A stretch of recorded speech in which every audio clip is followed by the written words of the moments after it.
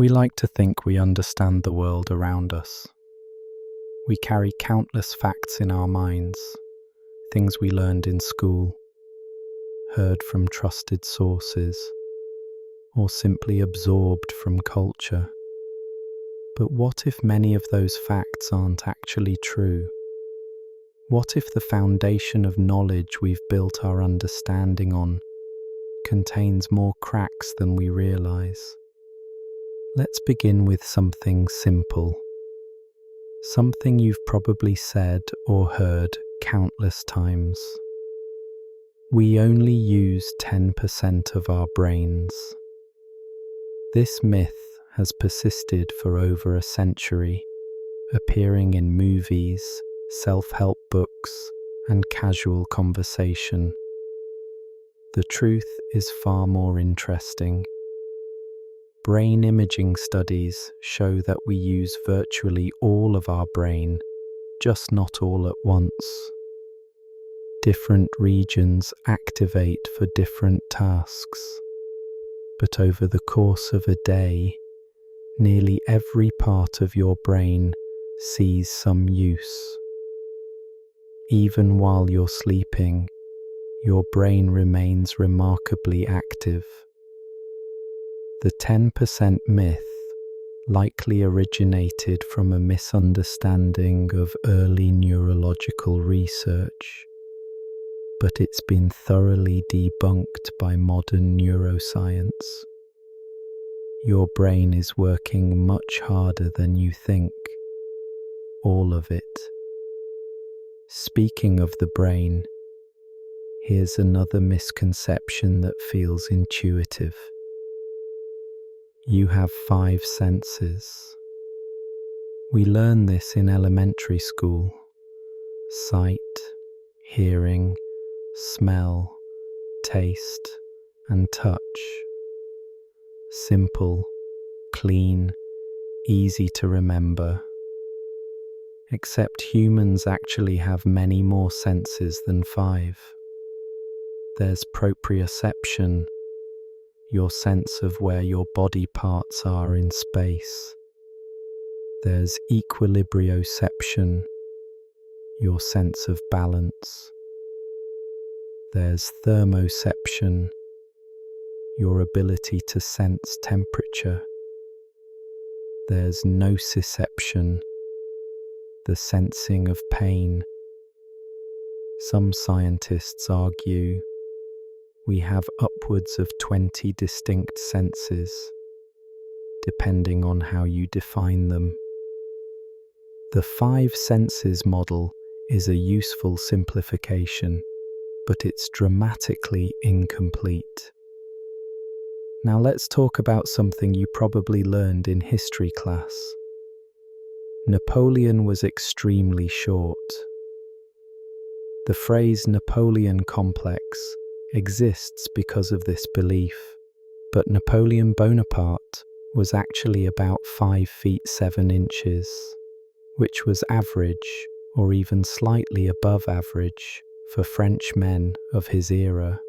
The confusion arose from differences between French and British measurement systems, and from British propaganda that mocked him by depicting him as tiny. His nickname, Le Petit Caporal, the Little Corporal, was actually a term of endearment from his soldiers and referred to his camaraderie with them, not his height.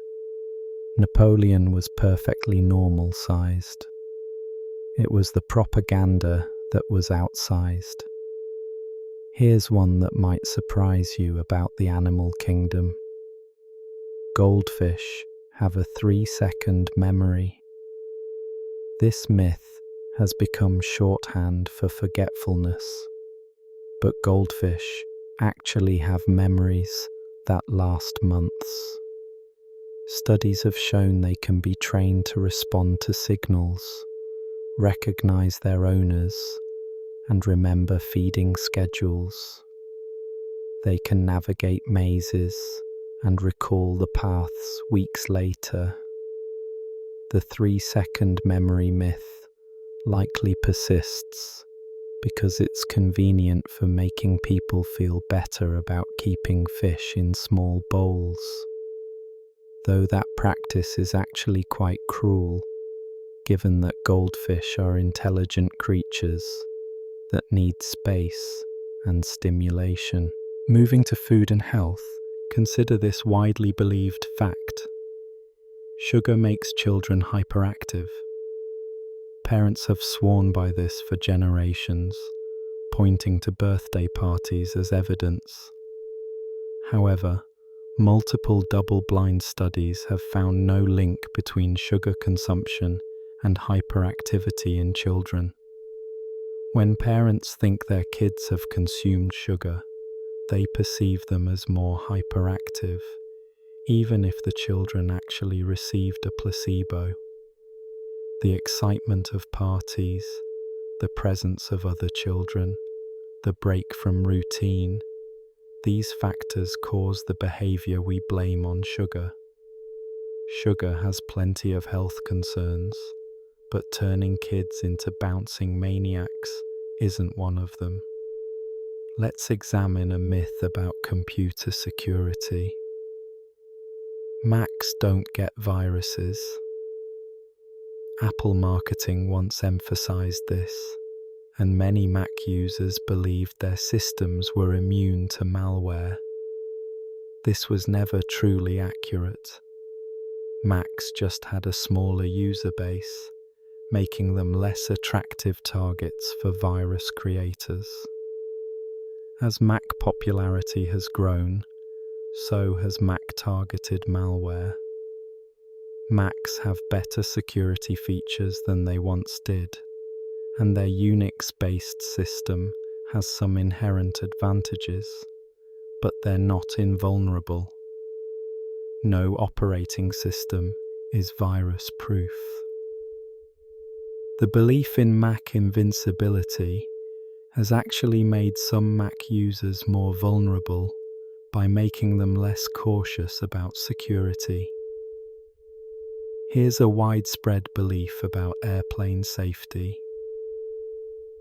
Cell phones can interfere with airplane navigation. Airlines have been strict about phone use, and the rules seem to confirm the danger. But extensive testing has found no evidence that cell phones interfere with modern aircraft systems. The rules originated from an abundance of caution and the theoretical possibility of interference. Some restrictions have eased to allow airplane mode, acknowledging what engineers have known. Phones aren't bringing down planes. The myth persists partly because airlines maintained rules long after the technical concerns were addressed, creating the impression of ongoing danger. Consider this myth about privacy. Incognito or private browsing mode makes you anonymous online. The name suggests comprehensive privacy, and many people believe it hides their activity from everyone. But incognito mode only prevents your browser from saving history, cookies, and site data locally. Your internet service provider, employer, if using their network, and the websites you visit can still see your activity. It's privacy from other users of your computer, not anonymity online. The feature's naming has created a false sense of security that could lead people to be less careful than they should be about truly sensitive online activity. Let's address a myth about energy. Leaving your computer on uses less energy than turning it on and off. This advice was once true for very old computers, where startup was power intensive. Modern computers are designed for frequent starting and stopping, and leaving them on wastes far more energy than the brief startup surge uses. Screensavers, despite their name, don't save energy.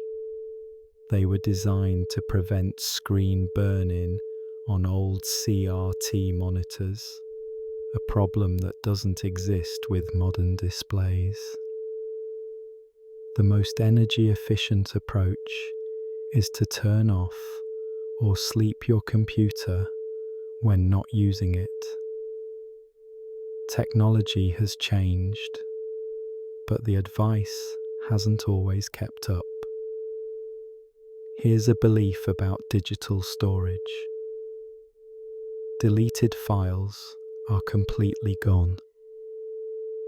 When you delete a file and empty the recycle bin, it feels final. But the data isn't actually erased, just the reference to its location. The storage space is marked as available, but until it's overwritten, the data remains and can often be recovered with the right software. This is why data recovery is possible, but also why truly sensitive data needs to be securely wiped rather than just deleted.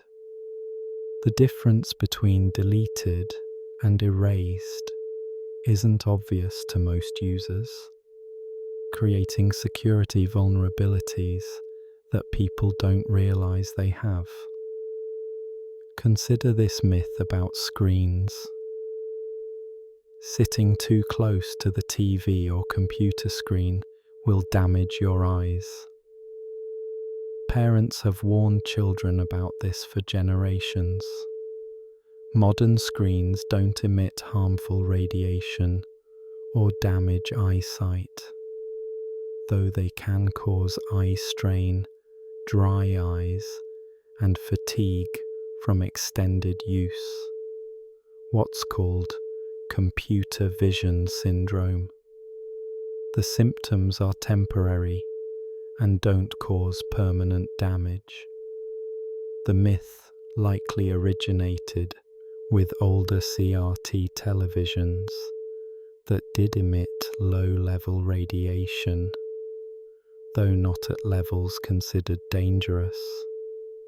The concern was never fully warranted, but it persisted as screen technology changed entirely.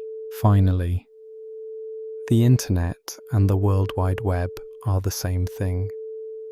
These terms are often used interchangeably, but they're different.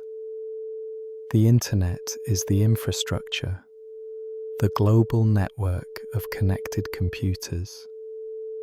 The World Wide Web is a service that runs on the Internet, consisting of web pages accessed through browsers.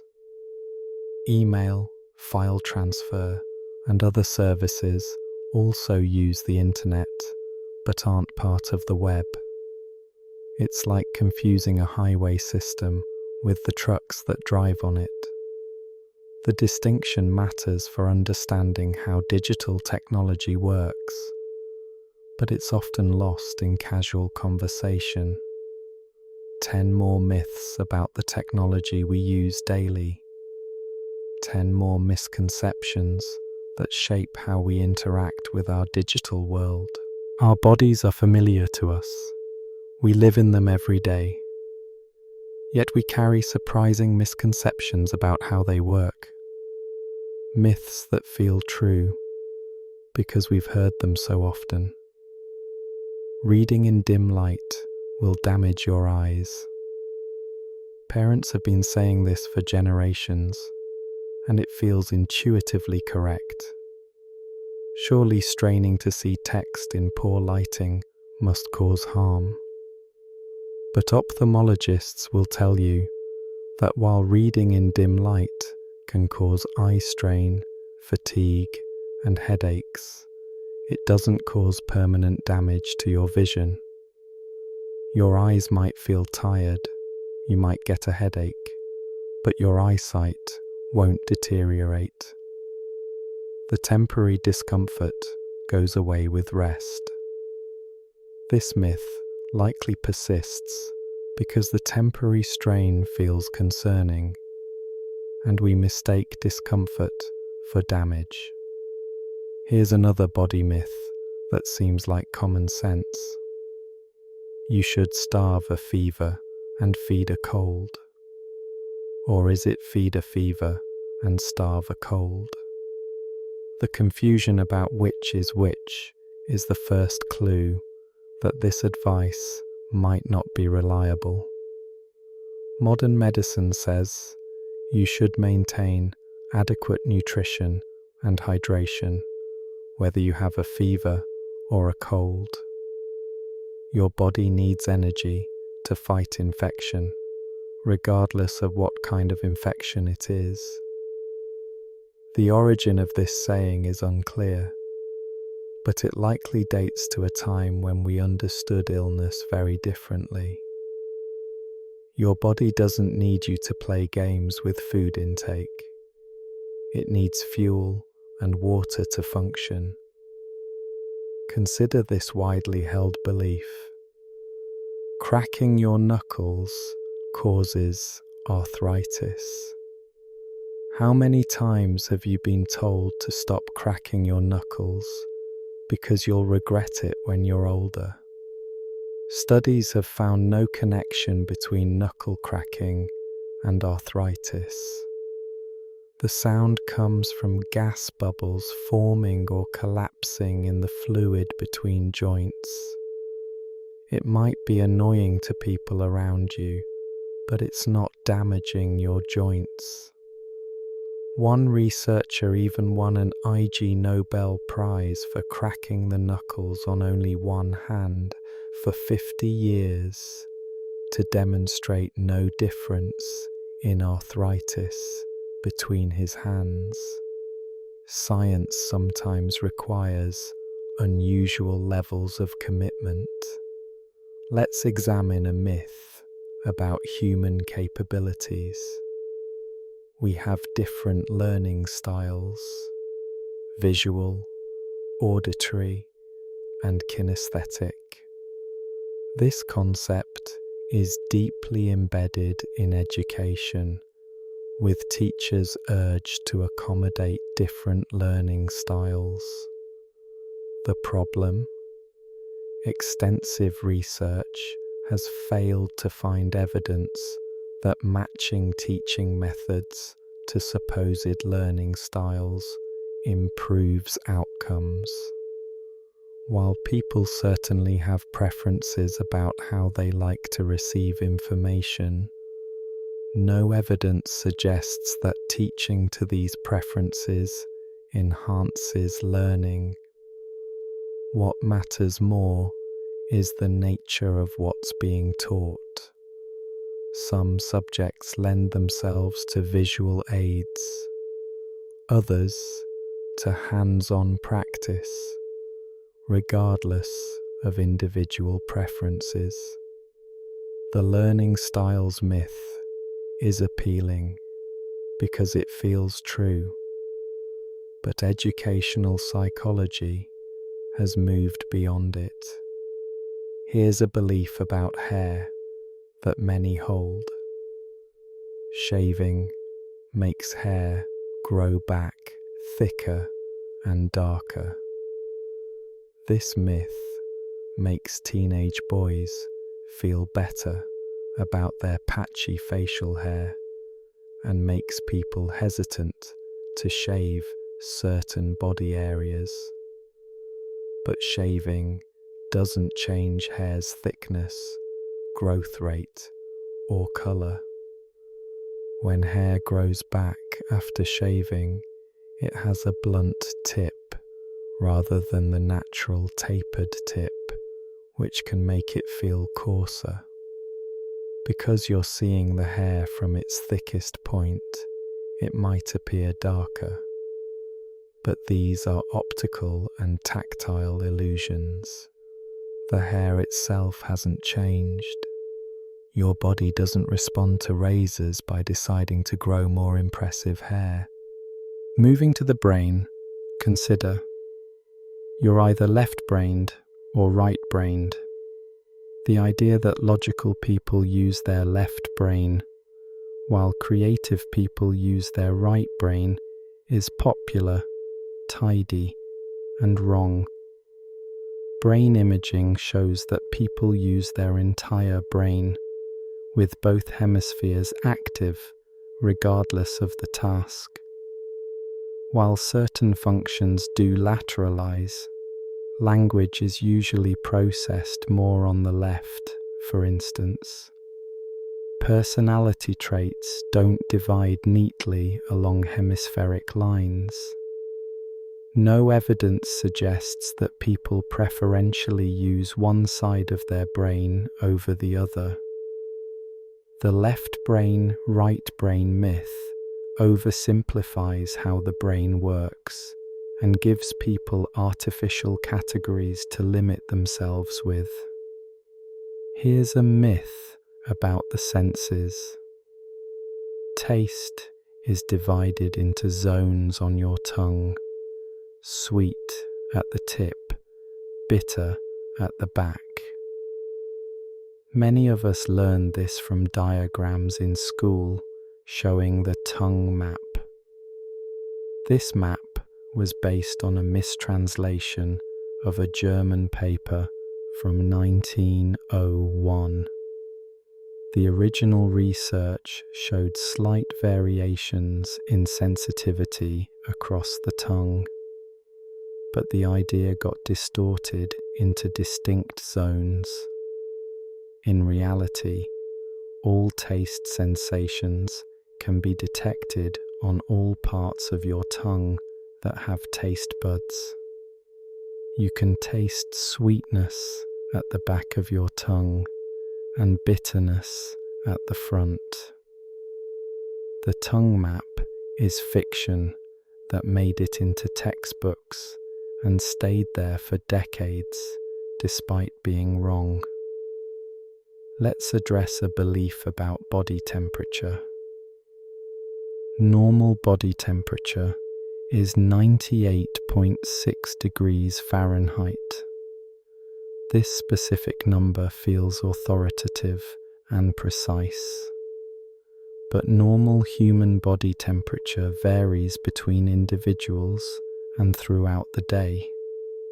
It can range from about 97 degrees Fahrenheit to 99 degrees Fahrenheit and still be perfectly healthy. The 98.6 degrees Fahrenheit figure comes from German physician Karl Wunderlich's work in the 1860s, where he averaged thousands of readings. But that average isn't a universal constant. Your temperature is lower in the morning, higher in the evening, affected by activity, hormones, and age. The idea of a single normal temperature is overly simplistic. Consider this common belief. You lose most of your body heat through your head. Parents bundle children's heads in winter because of this, and it seems to make sense. Your head is exposed, has lots of blood flow, and feels cold quickly, but you lose heat proportional to the amount of surface area exposed. Your head is about 10% of your body surface, so you lose about 10% of your heat through it. The myth likely originated from military research where subjects wore insulated suits but left their heads exposed, leading to heat loss from the only uninsulated area. Context matters, but it got lost in translation to common wisdom. Finally, antibiotics work against colds and flu. Despite decades of public health messaging, many people still believe or hope this is true. Colds and flu are caused by viruses, and antibiotics only work against bacteria. Taking antibiotics for a viral infection won't help you recover faster and contributes to antibiotic resistance, a serious public health problem. Doctors sometimes prescribe them anyway to satisfy patients or to prevent secondary bacterial infections. But for the original viral infection, antibiotics do nothing. This misconception is particularly dangerous because it's creating bacteria that resist treatment, potentially returning us to a pre-antibiotic era for some infections. 10 more myths examined, 10 more cracks in the foundation, and we're just getting started. History is written by the victors, by those with the means to record it, and sometimes by people who preferred a good story to accurate facts. The result is that our understanding of the past is riddled with misconceptions that sound plausible but crumble under scrutiny. Vikings wore horned helmets. This image is iconic. The fierce Norsemen with horns protruding from their helmets. It appears in countless movies, illustrations, and even sports team logos.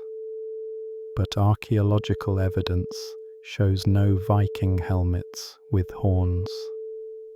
The horned helmet myth was popularized in the 19th century, particularly by costume designer Carl Emil Doppler for Wagner's opera cycle Der Ring des Nibelungen. Some ceremonial Bronze Age helmets had horns, but these predated Vikings by thousands of years and weren't used in combat. Real Viking helmets were practical, horn-free, and much less dramatic than popular culture suggests. Here's a myth about a famous scientist. Einstein failed math as a child. This story is often told to comfort struggling students, suggesting that even geniuses had trouble with basics. It's comforting and completely false. Einstein was actually exceptional at mathematics from a young age. By age 15, he'd mastered differential and integral calculus. The myth apparently arose from confusion about the Swiss grading system, which was opposite to the German system Einstein used earlier. A grade that looked like an F in one system was actually an A in another. Einstein struggled with many things, finding academic positions, for instance, but mathematics wasn't one of them. Consider this belief about ancient construction. Slaves built the Egyptian pyramids. This dramatic image of thousands of slaves laboring under the lash has been reinforced by countless movies. But archaeological evidence suggests the pyramids were built by paid workers, not slaves. These workers had regular shifts, received medical care, and were buried near the pyramids in tombs that show respect. Graffiti left by work gangs shows organization and pride in their work. Building the pyramids was a national project that employed skilled laborers and farmers during flood season when they couldn't work their fields. The slave narrative is more fiction than fact. Let's examine a myth about medieval punishment. Medieval dungeons commonly featured Iron Maidens. The Iron Maiden, a human-shaped chamber lined with spikes, is an iconic torture device. Museums display them, and they feature in horror films. But there's no reliable evidence that Iron Maidens were used in the Middle Ages. Most supposed examples were likely constructed in the 18th or 19th centuries, either as sensationalized museum pieces or hoaxes. Medieval torture certainly existed and was horrific, but the Iron Maiden wasn't part of it. It's a Victorian-era fabrication that we've projected backward onto medieval history. Here's a widespread belief about American history. Pilgrims wore black and white clothing with buckles. This image is reinforced every Thanksgiving by decorations and school pageants. But pilgrims actually wore colourful clothing: reds, yellows, greens, purples. The black and white image comes from Victorian painters who romanticised the pilgrims and depicted them in sombre colours to emphasise their piety. Court records show that pilgrims owned coloured clothes. And those buckles, they weren't fashionable until later in the 17th century. Our mental image of the pilgrims is more Victorian fancy than historical accuracy. Consider this belief about an iconic invention. Thomas Edison invented the light bulb. Edison was certainly a brilliant inventor and businessman, but he didn't invent the light bulb. He improved and commercialized it.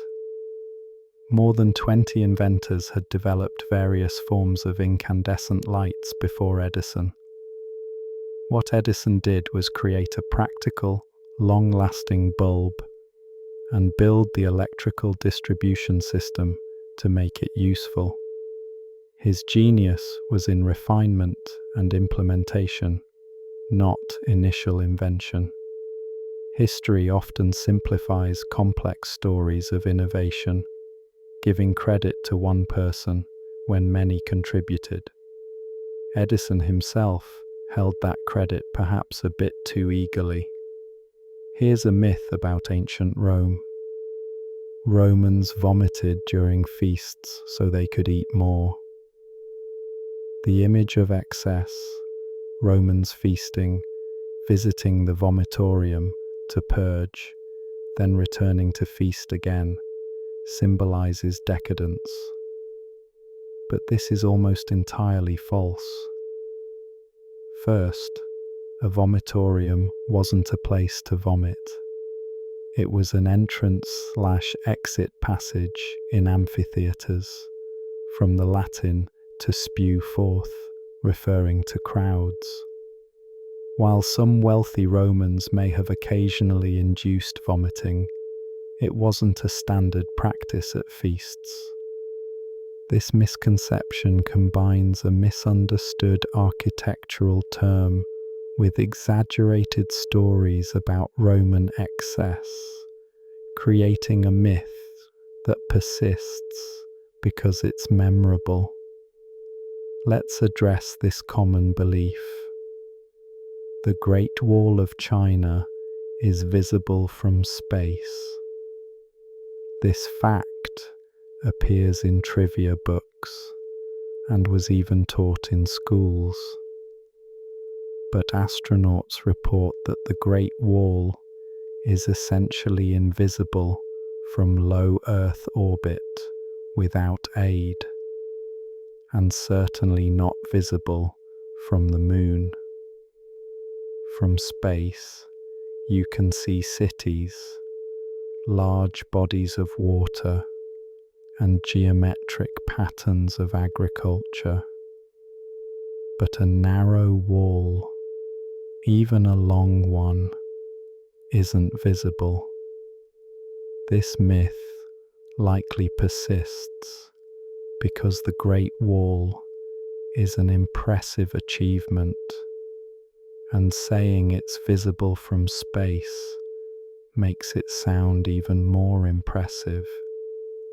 Reality doesn't diminish its actual impressiveness. The myth just oversells it. Consider this belief about the American West. Cowboys had frequent gunfights and duels. Western movies have created an image of the Wild West as a place of constant gunfighting, with quick-draw duels on dusty streets. Historical records tell a different story. Most frontier towns had strict gun control laws. Famous gunfights like the one at the OK Corral were rare and newsworthy precisely because they were unusual. Most violence was unorganized, often involved alcohol, and wasn't the theatrical, face-to-face duels of fiction. Real cowboys spent most of their time doing difficult, boring work with cattle. The mythology of the West is more entertaining than the reality, which is why the mythology persists. Finally, Marie Antoinette said, "Let them eat cake," when told peasants had no bread. This quote symbolizes aristocratic disconnection from reality, and it's completely made up. There's no evidence Marie Antoinette ever said this. The phrase appears in Jean-Jacques Rousseau's Confessions, written when Marie Antoinette was a child, attributed to an anonymous princess. While Marie Antoinette certainly lived in luxury and was disconnected from peasant life, this particular quote is propaganda rather than history. It stuck because it perfectly captured what people wanted to believe about her, regardless of truth. 10 more myths dismantled. 10 more stories that sound true, but aren't. History is more complex and usually less dramatic than the stories we tell about it. Let's address a myth about the animal kingdom. Bulls are enraged by the color red. Bullfighters wave red capes. Bulls charge. The connection seems obvious, but cattle are red-green colorblind. The bull charges because of the cape's movement, not its color. Tests with different colored capes show bulls respond to motion regardless of color. The cape is red for the audience's benefit, tied to tradition and spectacle. The bull doesn't care about the color. It cares about the threat represented by the waving object. This myth confuses correlation with causation and projects human color vision onto animals with different visual systems. Here's a belief about the vacuum of space. Your blood would boil instantly in the vacuum of space. Science fiction has created dramatic depictions of explosive decompression. While exposure to vacuum is certainly fatal, it's not quite that dramatic. Your blood wouldn't boil because it's contained in a circulatory system. The water on your tongue and in your eyes would vaporize, and you'd lose consciousness within about 15 seconds from lack of oxygen. You'd survive for a minute or two before lack of oxygen caused death.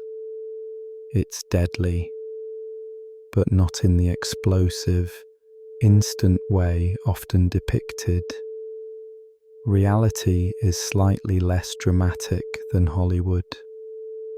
Consider this myth about dinosaurs. Dinosaurs were all cold-blooded like modern reptiles. For decades, this was taught as fact, with images of sluggish dinosaurs, barely able to move in cool weather. Current evidence suggests many dinosaurs were actually warm-blooded, or at least had some capacity to regulate their body temperature. Their bone structure, growth rates, and behavior patterns all suggest higher metabolisms than modern reptiles. Some may have been fully warm-blooded, like mammals, others partially warm-blooded, and some possibly cold-blooded. Dinosaurs were far more diverse and active than the lumbering lizards of older depictions. Finally, bats are blind. The phrase "blind as a bat" suggests complete lack of vision. But bats can see, and some species see quite well. They rely heavily on echolocation, using sound to navigate and find food. But this is in addition to vision, not instead of it. Different bat species have different visual capabilities, adapted to their lifestyles and environments. The echolocation is so effective that we notice it more than their vision, leading to the misconception that they're blind. They're not. They just have an extra sense that makes vision less critical. 10 more facts corrected, 10 more misconceptions cleared away. Science continually updates our understanding, but popular knowledge often lags behind. Food is something we interact with multiple times every day, yet our understanding of what we eat and drink is surprisingly full of myths, many perpetuated by marketing, tradition, or simple misunderstanding. Vitamin C prevents or cures the common cold. This belief is so widespread that vitamin C supplements fly off shelves during cold season. The myth traces back to Linus Pauling, a Nobel Prize winner who advocated for megadoses of vitamin C. Subsequent research has found that while vitamin C is essential for health, supplementing it doesn't prevent colds in most people. It might slightly reduce the duration of a cold if you've been taking it regularly before getting sick, but it won't cure a cold you already have. The effect is modest at best. Vitamin C is important, but it's not the cold cure many believe it to be. Here's a myth that influences cooking. Searing meat seals in juices. Chefs and cooking shows have repeated this for decades. The logic seems sound. Create a crust that keeps moisture inside. But food scientists have shown this isn't true. When you sear meat, you're creating a flavorful crust through the Maillard reaction, which is wonderful, but moisture still escapes through the seared surface. The amount of juice retained is determined more by cooking temperature and time than by searing. Searing is worth doing because it tastes good, not because it seals anything. The persistence of this myth shows how culinary traditions can outlive their explanations. Consider this widespread belief. Organic food is more nutritious than conventional food. Many people pay premium prices for organic produce based on this assumption. While organic farming has environmental benefits and avoids synthetic pesticides, studies comparing nutrient content between organic and conventional produce find minimal differences. Both provide similar vitamins, minerals, and other nutrients. Organic food may reduce pesticide exposure, which is a legitimate concern, but claiming it's more nutritious isn't supported by evidence.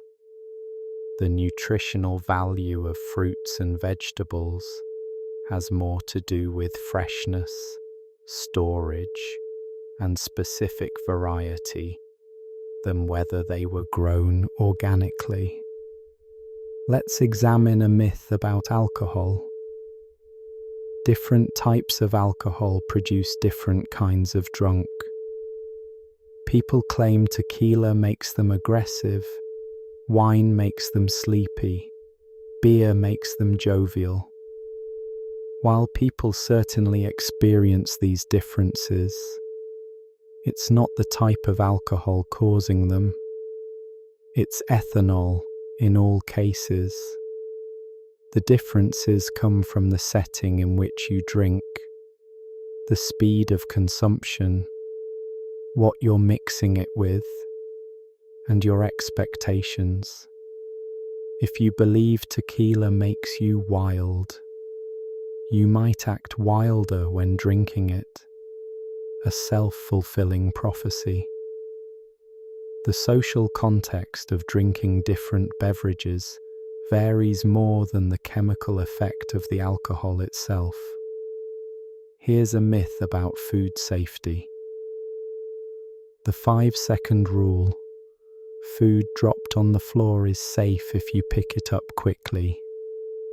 This rule is appealing because we hate wasting food, and 5 seconds seems like it might be too quick for contamination.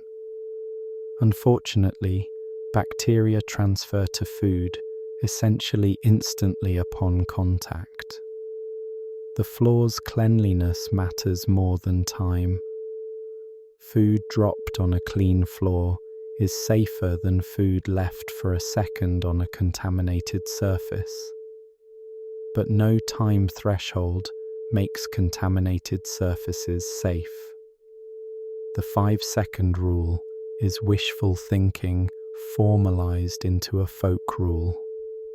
We follow it anyway, often without consequence, but not because it's scientifically valid.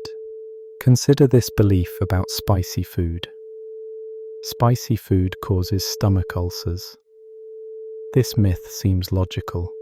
Spicy food burns your mouth, so surely it damages your stomach. But ulcers are primarily caused by H. pylori bacteria and NSAID medications, not spicy food. Spicy food can irritate existing ulcers, making symptoms worse, but it doesn't cause them. In fact, capsaicin, the compound that makes peppers spicy, may actually have protective effects on the stomach lining. The association between spicy food and ulcers is another case of correlation without causation, combined with the intuitive but wrong assumption that burning sensation equals damage. Let's address a myth about caffeinated beverages. Coffee and tea dehydrate you. Because caffeine is a mild diuretic, people assume caffeinated drinks lead to net water loss. But the water in coffee or tea more than compensates for the slight increase in urination. Studies show that moderate coffee and tea consumption contributes to daily hydration needs almost as effectively as water. If you're drinking reasonable amounts, your caffeinated beverages are hydrating you, not dehydrating you. The diuretic effect is real but overclaimed, and the water content wins out. Here's a myth about nutrition. Carbohydrates are bad for you and make you gain weight. Various diet trends have demonized carbs, suggesting they're inherently fattening or unhealthy. But carbohydrates are a primary energy source, and many of the world's healthiest populations eat carb-rich diets. The issue isn't carbs themselves, but rather the type and amount. Refined carbohydrates and added sugars consumed in excess contribute to health problems. But complex carbohydrates from whole grains, fruits, and vegetables are part of a healthy diet. The carbs are bad myth oversimplifies nutrition in ways that aren't helpful and can be harmful. Consider this belief about eggs. Brown eggs are healthier than white eggs. Brown eggs often cost more and are marketed as more natural or nutritious. But shell color is determined by the chicken breed, nothing more. A chicken with white earlobes lays white eggs. One with red earlobes lays brown eggs. The nutritional content is essentially identical. Any differences come from the chicken's diet, not the egg color. Yet the perception persists, likely because brown eggs look more natural and rustic, fitting narratives about wholesome food. Marketers understand this psychology, even if it's not based on nutrition. Finally, MSG, monosodium glutamate, is dangerous and causes Chinese restaurant syndrome. This myth has been particularly persistent and harmful. MSG is a flavor enhancer used in many cuisines. Studies have failed to find evidence that MSG in normal amounts causes the symptoms, headache, flushing, sweating, attributed to it. The original Chinese restaurant syndrome report was anecdotal and not confirmed by subsequent research. MSG naturally occurs in many foods like tomatoes and Parmesan cheese. It's been unfairly demonized, largely due to xenophobia and confirmation bias. While anyone can be sensitive to any food ingredient, MSG isn't the villain it's been made out to be. 10 more myths about what we eat and drink. 10 more beliefs that don't match reality. Food is culture and chemistry, and sometimes the cultural stories we tell don't align with the chemical facts. Microwaves cook food from the inside out. This explanation for how microwaves work is common and sounds technical enough to be true. But microwaves actually heat food from the outside in. Much like conventional cooking, microwaves penetrate food to a depth of about an inch, exciting water molecules and generating heat. That heat then conducts inward. The reason the center is sometimes cooler is because microwaves aren't evenly distributed in the oven, and heat takes time to conduct to the middle. The inside-out myth likely arose because people noticed food sometimes being hot inside while the surface is cooler, a result of specific conditions, not the general principle of operation. Here's a myth about phone batteries. You need to fully discharge your phone battery before recharging. This advice was valid for older nickel-cadmium batteries that suffered from memory effect, but modern lithium-ion batteries work differently. Fully discharging them actually shortens their lifespan. It's better to keep lithium-ion batteries between 20% and 80% charge when possible. The myth persists because the advice was once correct, and because people don't always realize battery technology has changed. Following outdated battery advice might harm the device you're trying to protect. Consider this belief about water and electricity. Dropping a toaster in the bathtub will instantly electrocute you. This scenario appears in countless movies and TV shows. While it's certainly dangerous and potentially fatal, it's not quite as instantly deadly as depicted. Modern homes have ground fault circuit interrupters, GFCIs, that should trip almost immediately. The water's conductivity, distance from the electrical source, and other factors affect risk. It's still very dangerous and should never be tested, but the Hollywood version oversimplifies a complex electrical situation.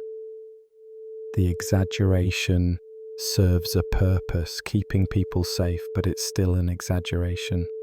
The animal kingdom is vast and fascinating, which perhaps explains why it's also full of persistent myths. We project human qualities onto animals and believe stories that sound plausible but don't match biological reality. Ostriches bury their heads in the sand when scared. This image is so common, it's become a metaphor for avoiding problems. But ostriches don't do this. They dig shallow nests in the ground for their eggs, and they lower their heads to turn the eggs. From a distance, it might look like their heads are buried. When threatened, ostriches run. They're fast enough to outrun most predators. Burying their head would be suicidal behavior that natural selection would have eliminated. The myth is so entrenched that it's used metaphorically by people who would never claim to have seen an ostrich actually do it. Here's a myth about dogs. Dogs age 7 years for every human year. This simple formula is taught to children to help them understand their pet's life stage. But it's not accurate. Dogs mature much faster in their first 2 years, and then aging slows. A 1-year-old dog is roughly equivalent to a 15-year-old human, a 2-year-old dog to a 24-year-old human, and then each year is roughly equivalent to 4 to 5 human years, varying by size and breed. Larger dogs age faster than smaller ones. The 7-year rule is a convenient fiction that doesn't match biological reality. Consider this belief about penguins. Penguins mate for life. This romantic notion appears in nature documentaries and is used as a symbol of devotion. While some penguin pairs do reunite for multiple breeding seasons, they're actually more pragmatic than romantic. If a previous partner doesn't show up at the breeding site, penguins quickly find a new mate. Divorce rates in some penguin species can be 50% or higher. They're loyal within a season, but serial monogamy is more accurate than lifelong pair bonding. We project our values onto their behavior, seeing romance where there's simply effective reproductive strategy. Let's examine a myth about snakes. Snakes are slimy. Many people fear snakes and describe them as slimy or wet. But snake scales are dry, drier than human skin in most cases. The scales have a smooth texture that might feel unusual, and the way snakes move might create associations with wet, slimy creatures. But amphibians are slimy, reptiles are not. This myth likely persists because negative feelings about snakes cluster together, and slimy is a viscerally negative descriptor that matches the emotional response, even if it doesn't match the physical reality. Here's a widespread belief about cats. Cats always land on their feet. Cats do have a remarkable righting reflex that allows them to twist in midair and often land feet first. But they don't always succeed, especially with very short falls, not enough time to rotate, or very long falls, where they can reach terminal velocity and be injured despite landing correctly. Cats can be seriously injured or killed by falls. The myth is based on real ability, but exaggerated into impossibility.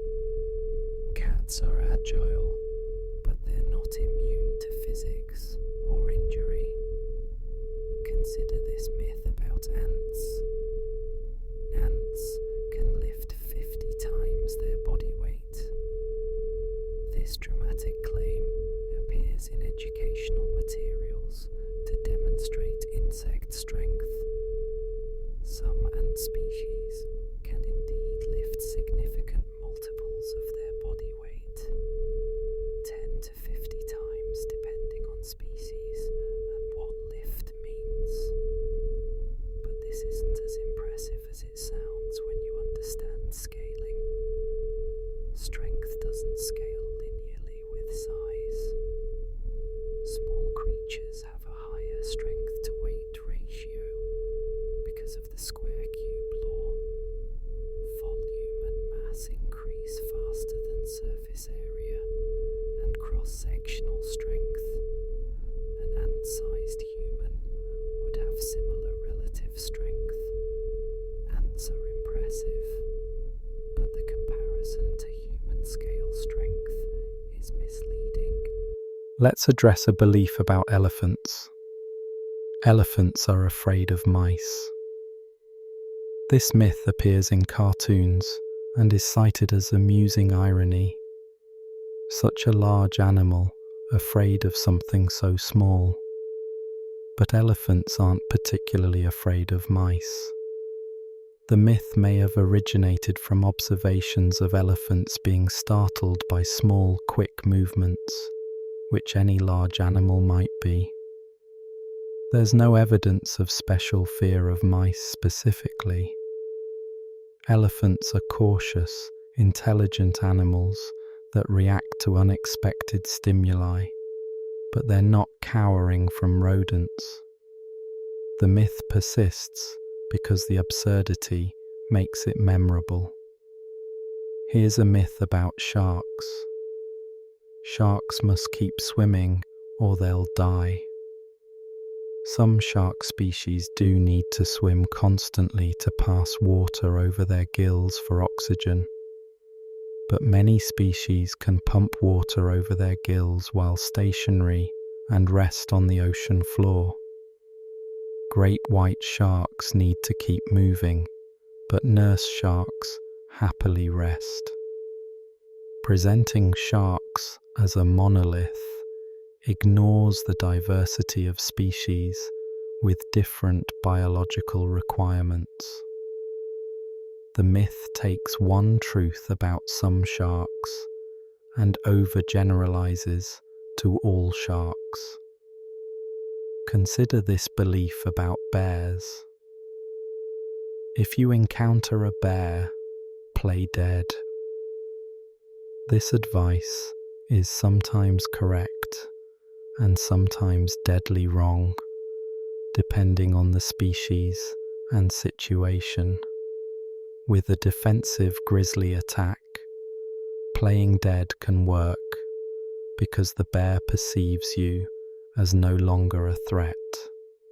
With a black bear, playing dead might result in the bear treating you as food. With a predatory attack from any species, playing dead is dangerous. The blanket advice doesn't account for context. The correct response varies, and oversimplified rules can be dangerous. Finally, touching a baby bird will cause its mother to reject it. This myth has saved countless baby birds from well-meaning interference, so perhaps it's useful, even if false. Most birds have poor senses of smell and won't detect human scent. If you find a baby bird, the best approach is usually to leave it alone. The parents are likely nearby, but they're not rejecting it because it smells like humans.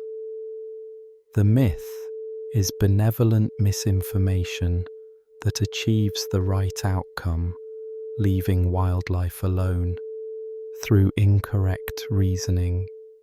10 more myths about the creatures we share the planet with. 10 more stories we tell that don't quite match nature's reality. Our understanding of the planet we live on is shaped by maps, education, and common wisdom. But geography, like every field, has its share of persistent misconceptions. The Great Wall of China is the only man-made object visible from space. We addressed visibility from space earlier, but this claim deserves specific attention because it's so widespread. Not only is the Great Wall not the only man-made object visible from space, it's barely visible at all without aid. Cities, highways, agricultural patterns, and many other human constructions are more visible than the wall. The myth has been so persistent that it's been taught in schools for generations, despite astronauts repeatedly confirming it's false. Perhaps we want it to be true, because it would make the Great Wall even more impressive. but it's already impressive without this false claim. Here's a myth about the Earth's rotation. The Coriolis effect determines which way water spirals down a drain. This claim is repeated in travel shows, where hosts demonstrate toilets flushing opposite directions in different hemispheres. The Coriolis effect is real and affects large-scale phenomena like hurricanes, but it's far too weak to affect something as small as a bathtub or toilet. The direction water spirals down a drain is determined by the drain's shape, how the water was introduced, and random factors, not which hemisphere you're in. The myth is appealing because it's testable, seems scientific, and involves a real phenomenon. It's just applied at the wrong scale. Consider this widespread belief. Mount Everest is the tallest mountain on Earth. This seems definitively true. Everest's peak is higher above sea level than any other mountain. But if you measure from base to peak, Mauna Kea in Hawaii is taller. Much of it is underwater. If you measure distance from Earth's center, Chimborazo in Ecuador is farthest because Earth bulges at the equator.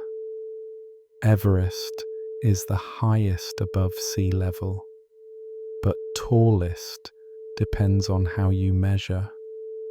Language precision matters, and we often treat one measurement as the only valid one when multiple perspectives are valid. Let's examine a myth about deserts. Deserts are always hot. The image of scorching sand dunes dominates our conception of deserts, but the defining characteristic of a desert is lack of precipitation, not temperature. Antarctica is the world's largest desert. The Gobi Desert experiences harsh winters. Night temperatures in many deserts drop below freezing. Some deserts are cold, some are hot. Some have extreme temperature swings between day and night.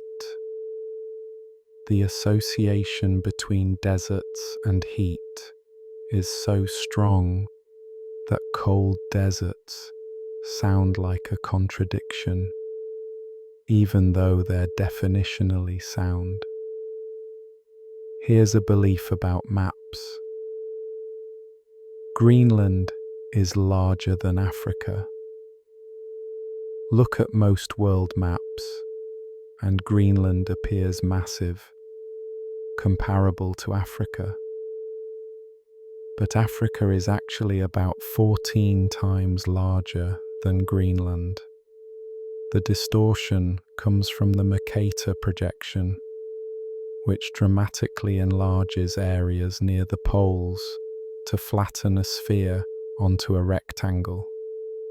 This projection was designed for navigation, not size accuracy, but it's become the standard world map.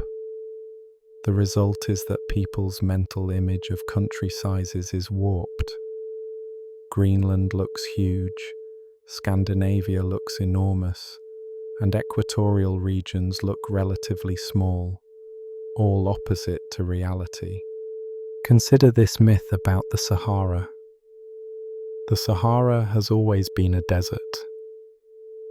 The image of ancient, endless sands seems immutable. But the Sahara goes through cycles.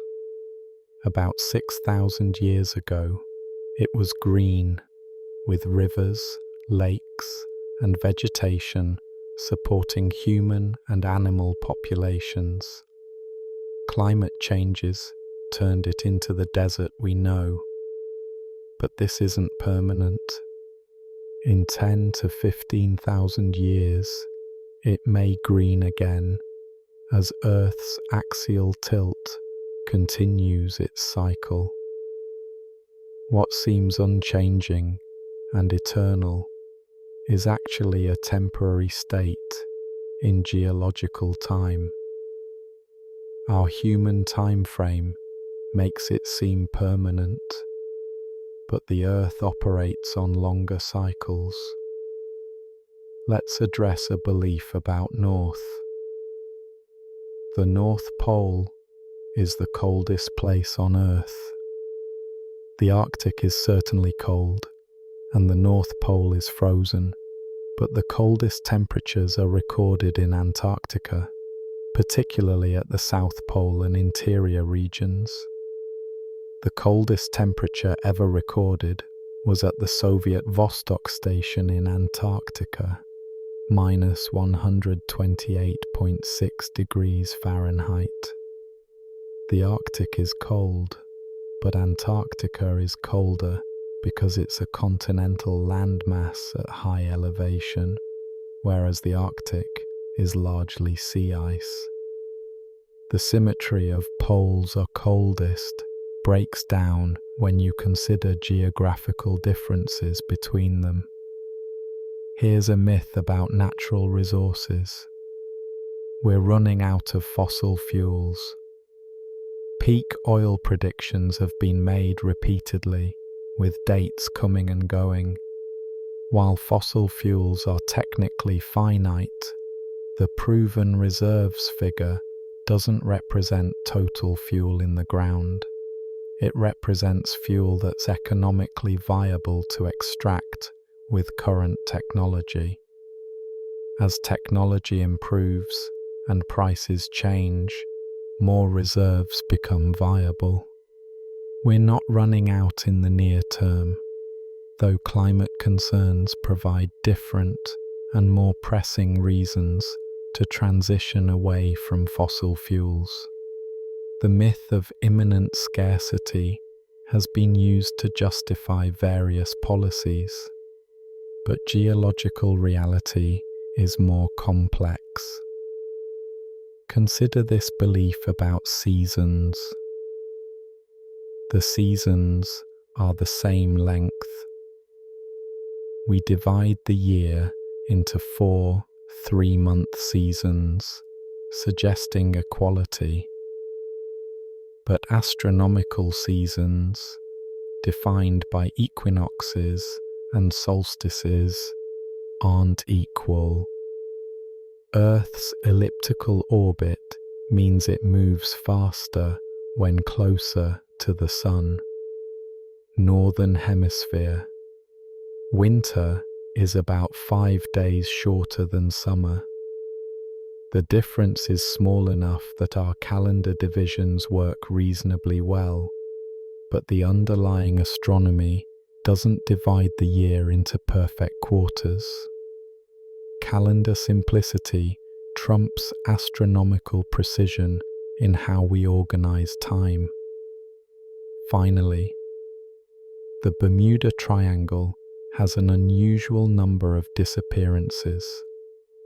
This region of the Atlantic has been portrayed as mysterious, dangerous, perhaps supernatural. Analysis of accident data shows the Bermuda Triangle has no more disappearances than any other heavily trafficked region of ocean when adjusted for volume of traffic. The myth was popularized by books in the 1970s that exaggerated incidents, attributed accidents from outside the area to the triangle, and sometimes invented incidents entirely. It's a busy area with unpredictable weather, but it's not anomalously dangerous. The myth persists because mysterious disappearances are more interesting than statistical normalcy. 10 more myths about the Earth we inhabit. 10 more misconceptions about geography and geology that shape how we see our planet. Consider this myth about the Sahara. The Sahara has always been a desert. The image of ancient, endless sands seems immutable, but the Sahara goes through cycles. About 6,000 years ago, it was green, with rivers, lakes, and vegetation supporting human and animal populations. Climate changes turned it into the desert we know, but this isn't permanent.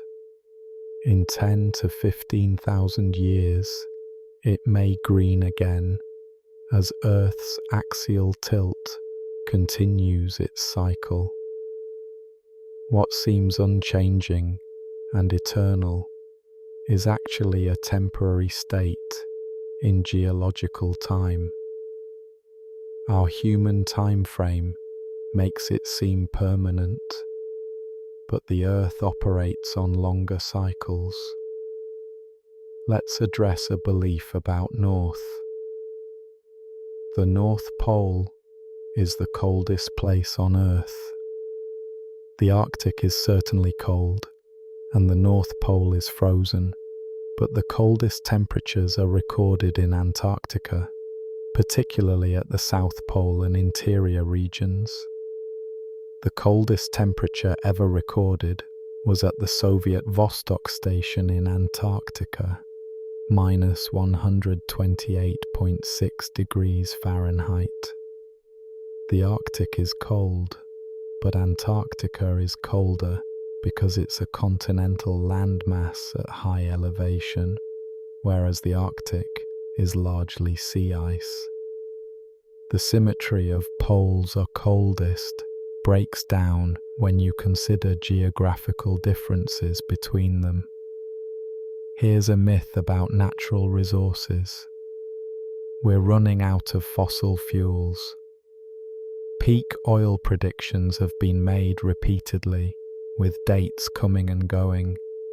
While fossil fuels are technically finite, the proven reserves figure doesn't represent total fuel in the ground. It represents fuel that's economically viable to extract with current technology. As technology improves and prices change, more reserves become viable. We're not running out in the near term, though climate concerns provide different and more pressing reasons to transition away from fossil fuels. The myth of imminent scarcity has been used to justify various policies, but geological reality is more complex. Consider this belief about seasons. The seasons are the same length. We divide the year into 4 3-month seasons, suggesting equality. But astronomical seasons, defined by equinoxes and solstices, aren't equal. Earth's elliptical orbit means it moves faster when closer to the Sun. Northern Hemisphere. Winter is about 5 days shorter than summer. The difference is small enough that our calendar divisions work reasonably well, but the underlying astronomy doesn't divide the year into perfect quarters. Calendar simplicity trumps astronomical precision in how we organize time. Finally, the Bermuda Triangle has an unusual number of disappearances. This region of the Atlantic has been portrayed as mysterious. dangerous, perhaps supernatural. Analysis of accident data shows the Bermuda Triangle has no more disappearances than any other heavily trafficked region of ocean when adjusted for volume of traffic. The myth was popularized by books in the 1970s that exaggerated incidents, attributed accidents from outside the area to the triangle, and sometimes invented incidents entirely. It's a busy area with unpredictable weather, but it's not anomalously dangerous. The myth persists because mysterious disappearances are more interesting than statistical normalcy. 10 more myths about the Earth we inhabit. 10 more misconceptions about geography and geology that shape how we see our planet. Language is how we make sense of the world and communicate with each other. Yet even here, myths and misconceptions abound. Eskimos have hundreds of words for snow. This claim appears in linguistics classes and popular writing to demonstrate how language shapes perception. The reality is more mundane. The number varies depending on what you count. Different languages spoken by Arctic peoples, different grammatical forms of the same root word, or distinct concepts. English also has many snow-related words, if you count the same way. Snow, sleet, slush, blizzard, flurry, powder, etc. The exaggerated numbers came from loose definitions and misunderstandings of how agglutinative languages work. Arctic peoples do have nuanced vocabulary for snow, as you'd expect from people who live with it constantly, but not the hundreds or thousands claimed by the myth. Here's a belief about language acquisition. Children learn languages effortlessly, while adults struggle. There's truth to children having advantages in language learning, particularly in pronunciation and achieving native-like fluency. But children take years of immersion to learn their first language, and they make many mistakes along the way. Adults can actually learn grammar and vocabulary faster than children due to better cognitive strategies. The difference is that children are immersed constantly, have no embarrassment about mistakes, and have developing brains that are more plastic. Adults can learn languages quite effectively with proper methods. It's not effortless for children, and it's not impossible for adults. Consider this myth about communication. Most communication is nonverbal. You may have heard specific percentages: 55% body language, 35% tone of voice, and 10% words. 38% tone of voice, 7% actual words. These numbers come from specific studies by Albert Mehrabian about communicating feelings and attitudes, not general communication. They've been wildly overgeneralized. When you're giving directions, teaching calculus, or writing an email, the words matter a lot more than body language. Context matters enormously. The myth has been useful for emphasizing the importance of nonverbal communication, but it oversimplifies and distorts the research it's based on. Let's examine a belief about spelling. I before E, except after C. This rule is taught to help with English spelling, and it works for some words: believe, receive, deceive. But there are so many exceptions that the rule is barely useful. Weird, science, efficient, ancient, society, species, sufficient. English has borrowed from many languages, and these loan words don't follow the rule. Some linguists argue the rule is worse than useless because it gives false confidence. English spelling is notoriously irregular, and simple rules can't capture its complexity. Here's a myth about reading. Speed reading works, and you can comprehend just as well reading at high speeds. Various programs promise to multiply your reading speed while maintaining comprehension. Research shows that there's a fundamental trade-off between speed and comprehension. You can skim faster, but you're not deeply processing. Techniques like reducing subvocalization can provide modest increases, but claims of reading thousands of words per minute with full comprehension don't hold up under testing.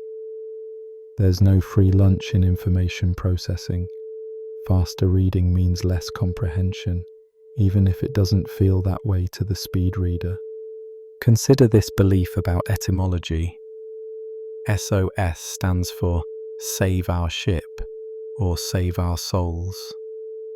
This distress signal feels like it must be an acronym. The letters suggest it. But SOS was chosen because it's distinctive in Morse code. 3 dots, 3 dashes, 3 dots.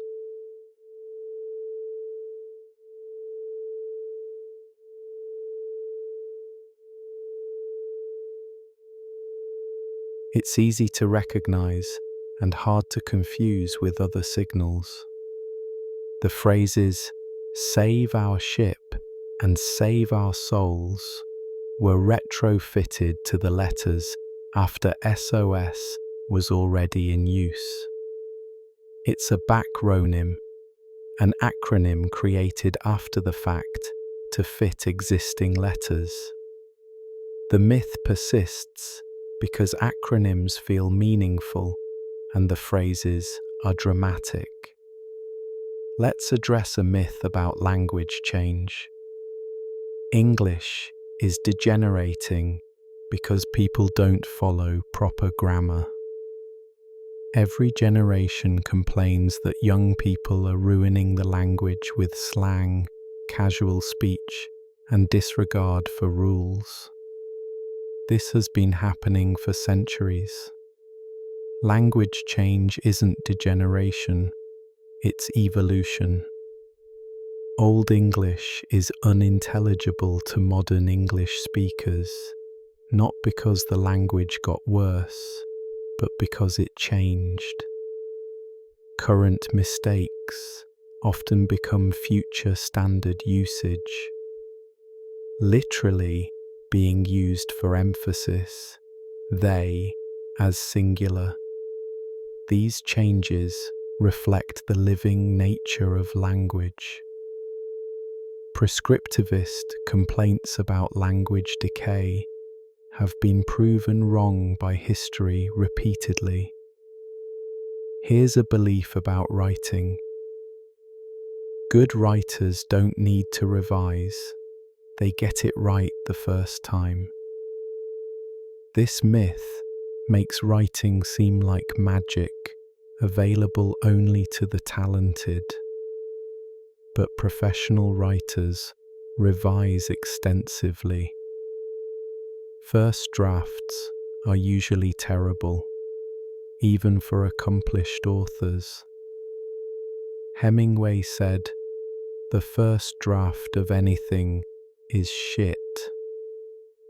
Writing is rewriting. The myth of effortless first draft perfection creates unrealistic expectations and discourages people from developing through revision. Good writing looks effortless because the effort has been hidden through the process of revision. Consider this myth about bilingualism. Growing up bilingual confuses children and delays language development. This belief led to advice that parents should speak only one language to children. Research has thoroughly debunked this. Bilingual children may initially have smaller vocabularies in each individual language, but their total vocabulary across both languages is similar to monolinguals.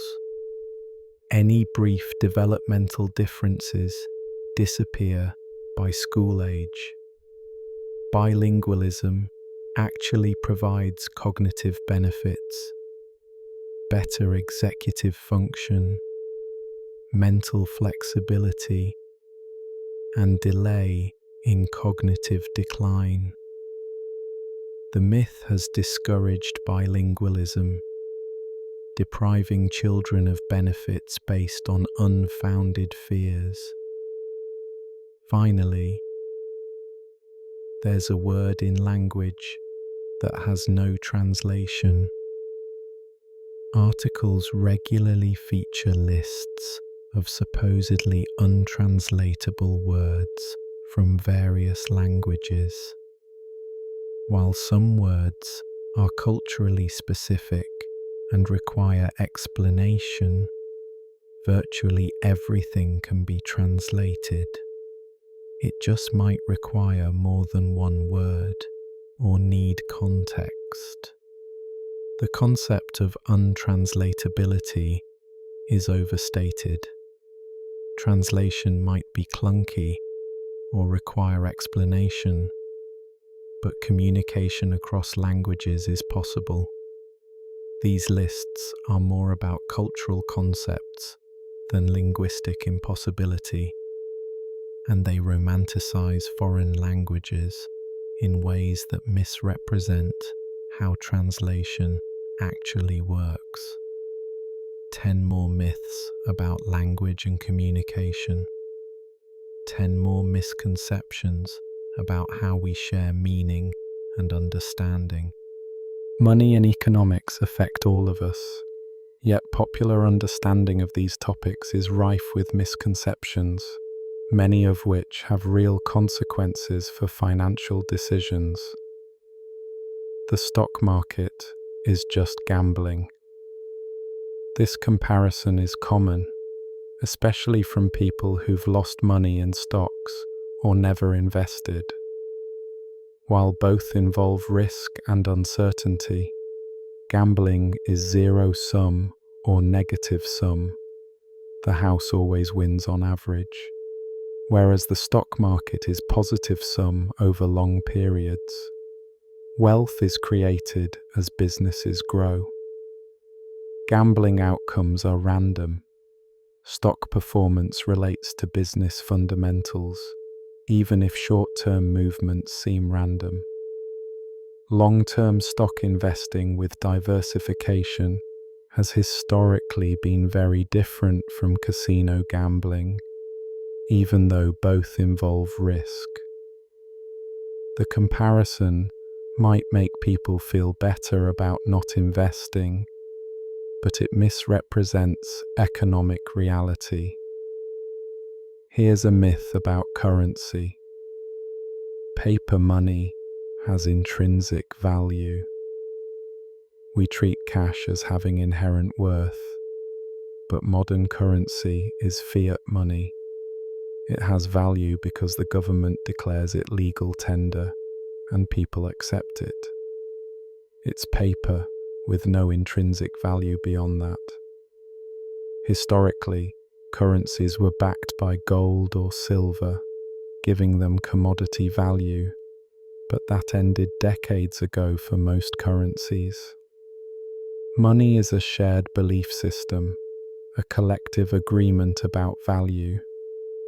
This works remarkably well until confidence collapses, at which point the lack of intrinsic value becomes obvious.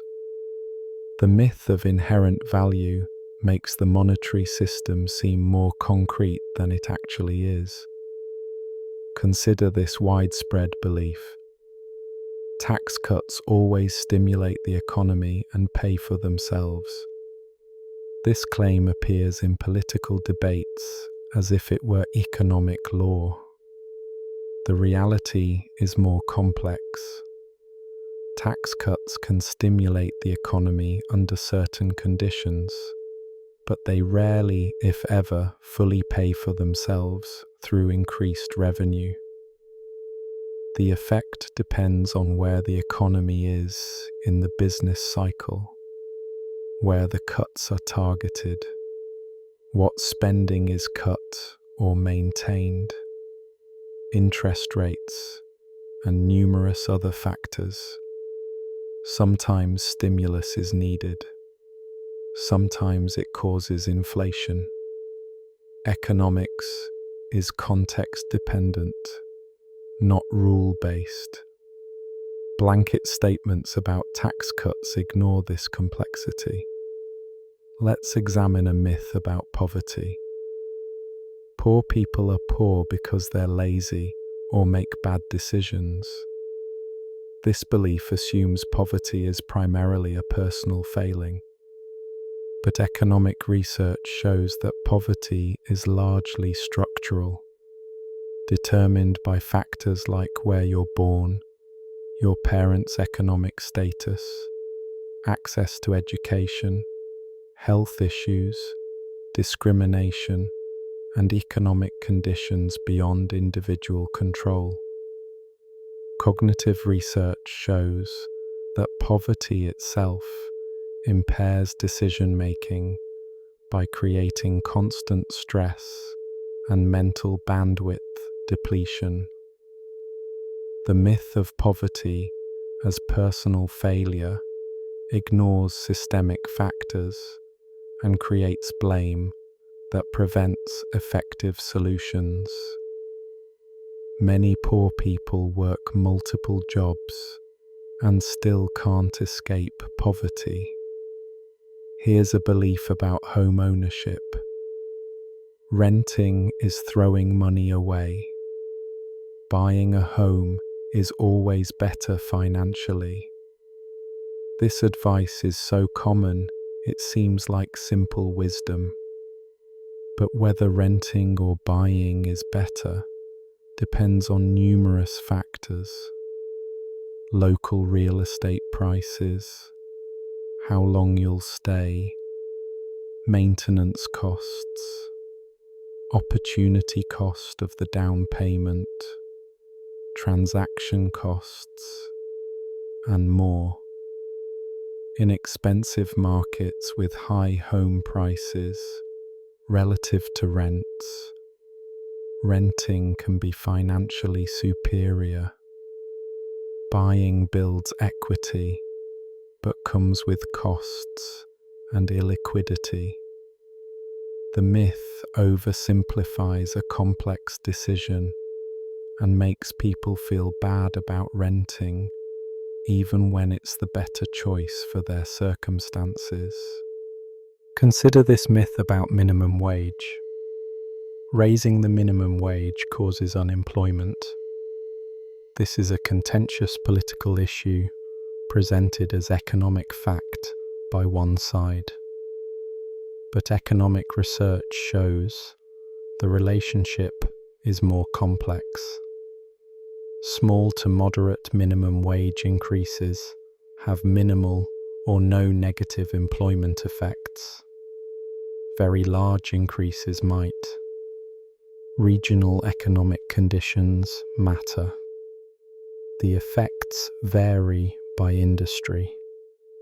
Some research suggests positive effects through increased consumer spending and reduced employee turnover. Economics is not simple physics. There are no laws that apply regardless of context. Using Econ 101 reasoning to predict real-world outcomes often fails because the real world has more variables than introductory models include. Let's address a belief about inflation. Inflation is always bad for the economy. Moderate inflation is actually considered healthy for economic growth. It encourages spending and investment rather than hoarding cash. It makes debt easier to pay off. It provides flexibility for relative price adjustments. Most central banks target 2% inflation as optimal. Deflation, negative inflation, can be more dangerous than inflation, creating a spiral of delayed purchases and economic contraction. Very high inflation is certainly problematic, but the myth that any inflation is bad misunderstands monetary economics. The question isn't inflation or no inflation, but how much inflation. Here's a myth about entrepreneurship. Most startups fail because of poor ideas. The narrative around entrepreneurship emphasizes the importance of innovative ideas, suggesting that's where most startups stumble. Research shows that execution, not ideas, determines most startup outcomes. Many successful companies had ideas that seemed unpromising initially. Many failed companies had brilliant ideas. Timing, team, market conditions, funding, adaptability. These factors matter more than initial idea quality. The myth makes entrepreneurship seem more about the eureka moment than the grinding work of building a business, potentially discouraging people who don't feel they have a brilliant idea but could execute well. Consider this belief about retirement. You need to save $1 million to retire comfortably. This specific number is cited frequently, taking on the weight of fact. But retirement needs vary enormously based on desired lifestyle, location, health, when you retire, pension availability, social security, and life expectancy. Some people can retire comfortably on much less. Others need much more. The $1 million figure is a rough benchmark that's become concrete advice. It might be appropriate for some people and completely wrong for others. Using a one-size-fits-all number for something as variable as retirement needs leads to either undersaving or oversaving, both of which create problems. Finally, economic growth requires population growth. This belief appears in discussions about declining birth rates, suggesting demographic decline means economic decline.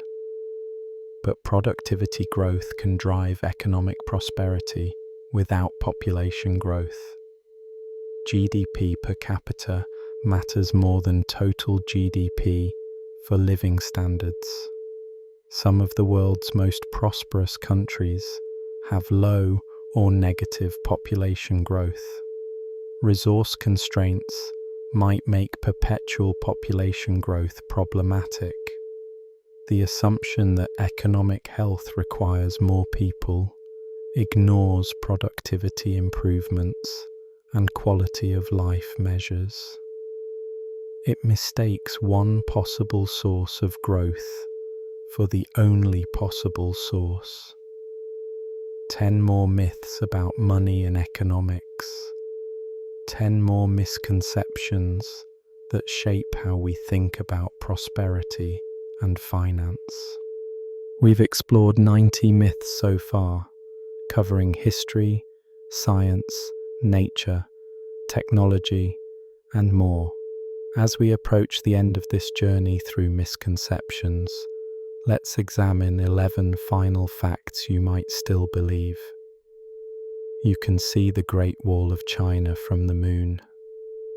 This is such a specific and persistent version of the space visibility myth that it deserves its own mention. The Great Wall is narrow, about 30 feet wide at most. The moon is 238,000 miles away. Nothing artificial on Earth is visible to the naked eye from the moon. Astronauts who've actually been to the moon confirm you can't see the Great Wall or any other specific human construction. The myth may persist because it's been repeated in educational materials for so long that correcting it feels like spoiling a fun fact. But perpetuating it spreads misinformation about both the Great Wall and the scale of space. Here's a myth about hydration. Yellow urine means you're dehydrated. Urine color is used as a hydration indicator, but it's not as simple as clear equals hydrated and yellow equals dehydrated. Urine color is affected by diet, supplements, especially B vitamins, medications, and time of day, not just hydration status. Very dark urine might indicate dehydration, but normal yellow urine is typically fine. Clear urine might actually indicate overhydration, which has its own problems. The body is good at regulating hydration. Thirst is usually a sufficient guide. Using urine color as the primary indicator can lead to overdrinking, which rarely causes problems but isn't necessary. Consider this belief about weather. Lightning never strikes twice in the same place. We mentioned this earlier, but it's worth emphasizing how backwards this is. Lightning preferentially strikes the same places repeatedly because those locations provide favorable paths to ground. Buildings, trees, and towers get struck regularly. Lightning rod technology depends on lightning striking predictable locations. The myth might persist because it's used metaphorically to mean unlikely events rarely repeat, which changes its meaning from literal to figurative. But taken literally, it's exactly wrong. Lightning often strikes the same place multiple times. Let's address a myth about first aid. You should put butter on a burn. This folk remedy has been passed down through generations and still appears in advice sometimes. But butter, or oil, or other greasy substances traps heat in the burned tissue, making the injury worse. It also increases infection risk. The correct treatment for minor burns is cool, not ice cold. running water for several minutes, then covering with a clean bandage. For serious burns, seek medical care. The butter myth persists because it was traditional advice before we understood burn treatment better. And folk wisdom can be surprisingly persistent, even when contradicted by medical evidence. Here's a belief about human biology. Blood is blue inside your body and turns red when exposed to oxygen. This myth is so common that even medical diagrams use blue to represent deoxygenated blood. But blood is always red, bright red when oxygenated, dark red when deoxygenated. Veins look blue through your skin due to how light penetrates and reflects off skin and blood vessels, not because the blood itself is blue. No vertebrate has blue blood, though some invertebrates like horseshoe crabs do for different chemical reasons. The myth might persist because the blue-red convention in diagrams is so standard that people mistake the representation for reality. Consider this myth about sleep. Everyone needs exactly 8 hours of sleep. The 8-hour recommendation is so widespread, it seems like biological law. But sleep needs vary by individual, age, health status, and lifestyle. Some people function well on 6 hours, others need 9. Sleep quality matters as much as duration. The 8-hour figure is an average recommendation for adults, not a universal requirement. Treating it as absolute can create anxiety for people who naturally need less, or give false security to people who need more. The myth of a single correct sleep duration oversimplifies human biological variation. Let's examine a belief about immunity. Feed a cold, starve a fever, or any version of this saying. We mentioned this earlier in a different context, but it's worth re-examining. The saying itself reflects confusion. People can't agree which way it goes, suggesting it's not based on solid reasoning.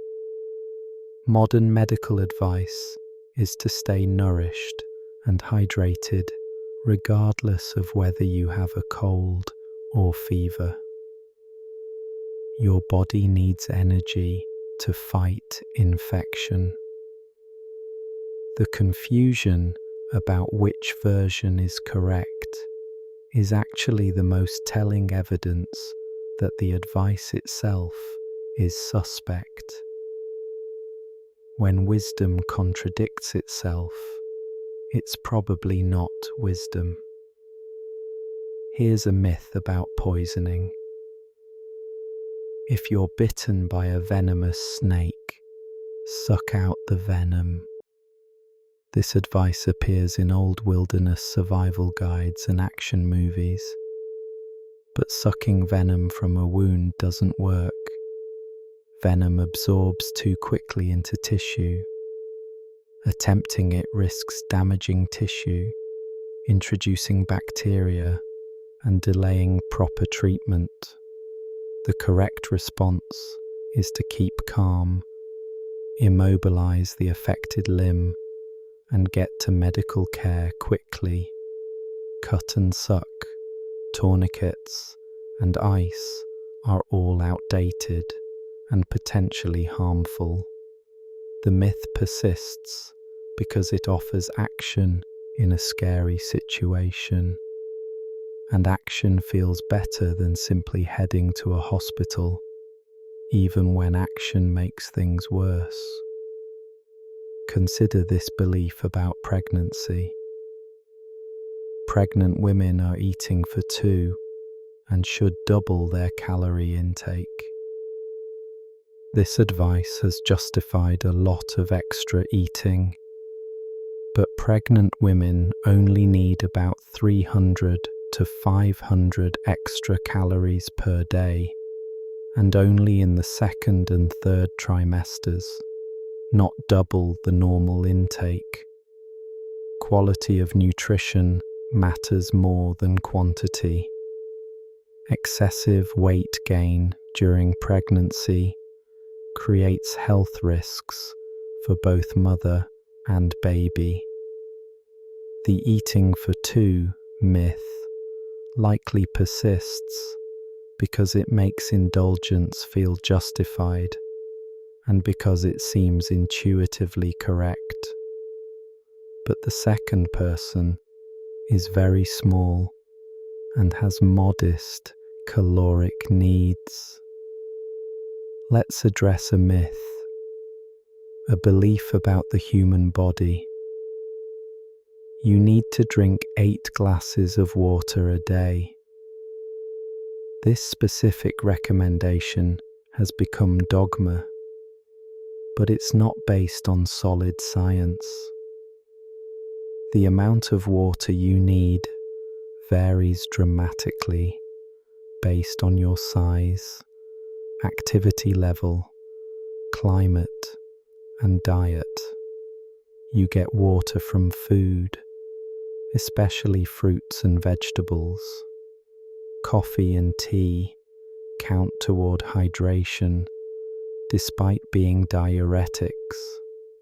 Your body is actually quite good at regulating its water needs through thirst. The 8 glasses rule likely comes from a 1945 recommendation that included water from all sources, including food, but the food part was forgotten over time. Drink when you're thirsty. Your body knows what it needs. Here's a scientific misconception many people hold. Evolution is a linear progression toward perfection. Those famous diagrams showing evolution as a straight line from ape to human have created a fundamental misunderstanding. Evolution doesn't have a goal or direction. It's not a ladder, but a branching tree. Species don't evolve to become better in some absolute sense. They evolve traits that help them survive in their specific environment. Humans aren't more evolved than other species. We've simply evolved different traits. Sharks, having existed relatively unchanged for millions of years, aren't less evolved. They're perfectly adapted to their environment and haven't needed dramatic changes. Consider this belief about space. There's no gravity in space. Astronauts floating on the International Space Station seem weightless, so it's natural to assume there's no gravity. But the ISS experiences about 90% of the gravitational force we feel on Earth's surface.